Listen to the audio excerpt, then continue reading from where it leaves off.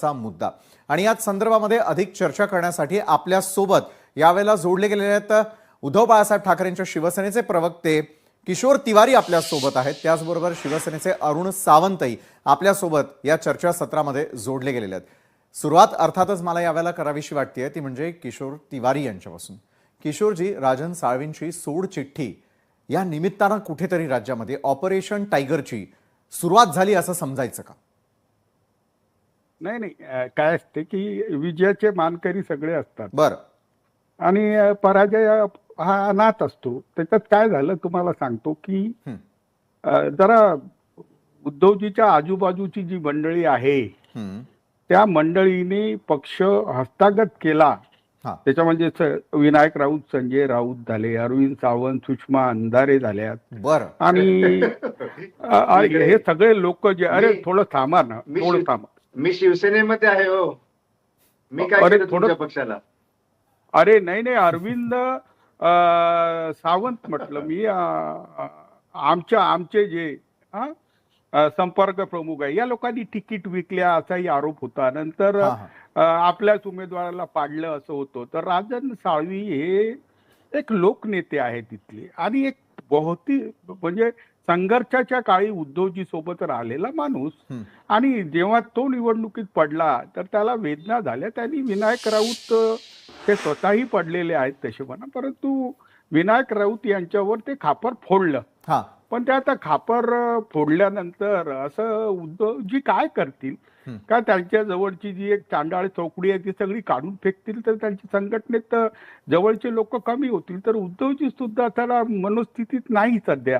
विनायक राऊत, संजय राऊत किंवा अरविंद सावंत, सुषमा अंधारे, तो मिलिंद नार्वेकर म्हणा, या सगळ्या लोकांना हाकलून नवीन टीम डेव्हलप करायच्या। तर आता राजन साळवी जात आहे हे पक्षासाठी दुःखद बाब आहे।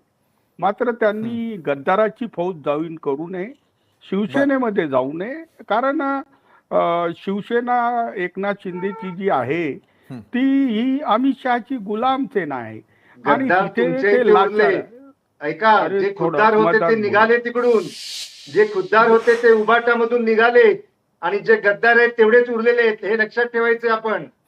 विशाल पाटील यांना आहे ना थंड पाणी द्या आणि यांना जी ऍसिडिटी झाली आहे ती थोडी कमी करा। मी सांगतो तुम्हाला की हे जे नीती भ्रष्ट लोक जे सत्ता विकल्या गेले आणि ते सत्तेत आले आहे तर ही गोष्ट आणि त्यांचा सन्मान करणे शरद पवारांना जाऊन तर आम्ही कोणाला सहन करणार नाही। आमचे वाईट दिवस आहेत, आमचे आमदार कमी आले आहेत, परंतु आमच्या पक्षात ज्या उणिवा आहे त्या उणिवा सांगण्याची हिंमत ठेवून मी इथे आलो आहे की अरुणजी येणार आपल्याकडे। मी थोडं तुम्ही बोला घ्या, यांना थोडस पाणी पाजा। काय की यांना काही भेटणार नाहीये तिथे किती वफादारी केली तरी। एकनाथ शिंदे साहेब सुद्धा आपल्या गावी जात आहेत परत परत आणि अनेक वेळा त्यांनी अश्रू त्यांचे काढले आहे भाजपनी।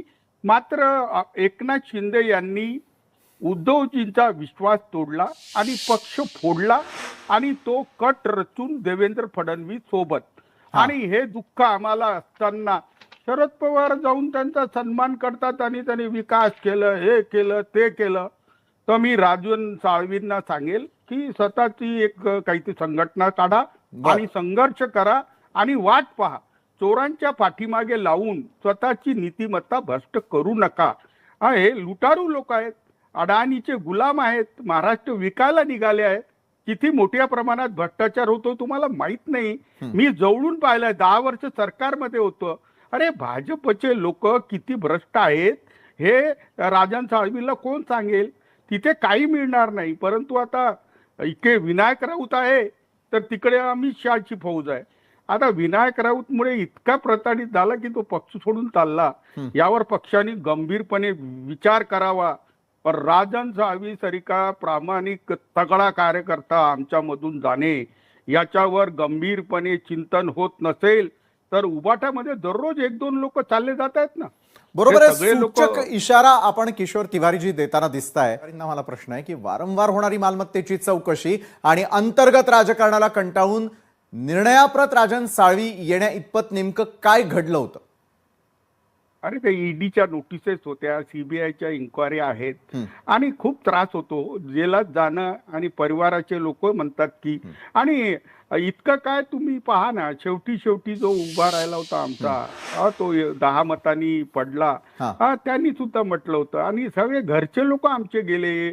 आणि अर्जुन खोतकर होता, रडत रडत गेला. मातो आपली भावनाताई गवळी होती. इतकं काय जेवढा ससामिरा एकनाथ शिंदेच्या मागे लावला होता, ते सीए जोशीच्या मागे लागले होते. तर हे सगळे जे वातावरण आहे आणि हे गुजराती लोकांनी जे काही मांडून ठेवलं आहे, त्याच्यात हे लोक फसत आहेत. तर एकनाथ शिंदे सुद्धा मजबुरीने गेले ना, कारण एक ऑटो रिक्षा चालवणाऱ्या माणसाची 20,000 कोटीची स्वतःची प्रॉपर्टी आणि एवढी गडगंज पैसे वाटण्याची क्षमता, प्रताप सरने काही ना पहिलेच म्हटलं होतं. तर हे सगळे लाचार लोक आहेत.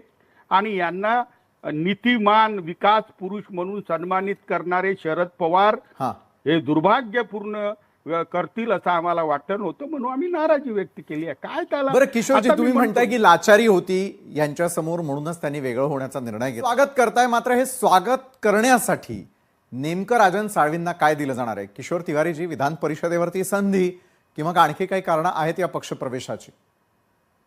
नाही, गर्दी खूप आहे. अरुण सावंतला तर काय म्हटलं, परंतु एखादी मंडळ नाही.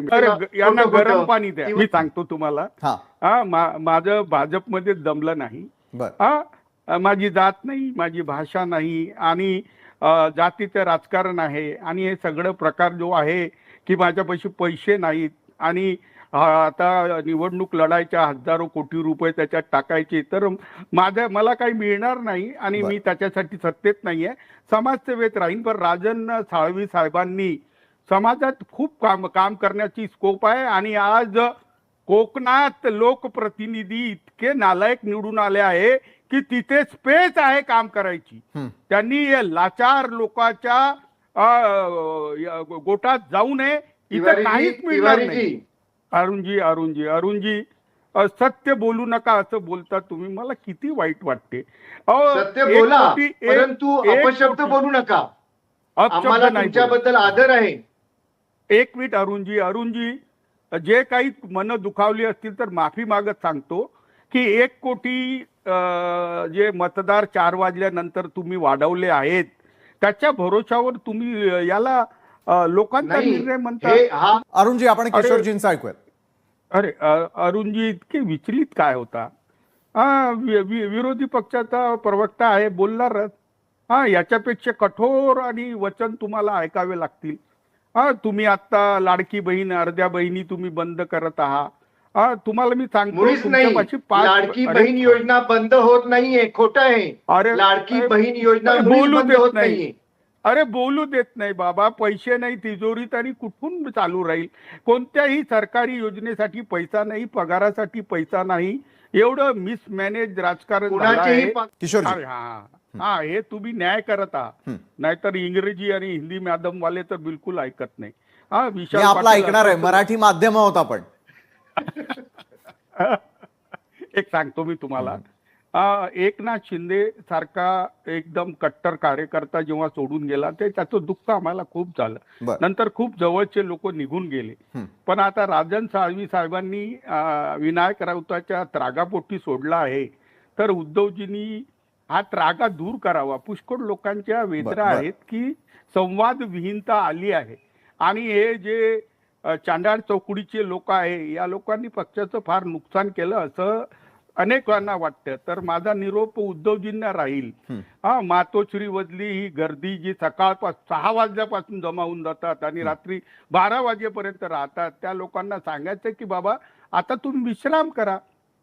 तुम्ही तुमची भूमिका, त्याग सगळा दाखवला आहे. नक्कीच. आणि नवीन पोरांना संधी द्या ना, संधी द्या.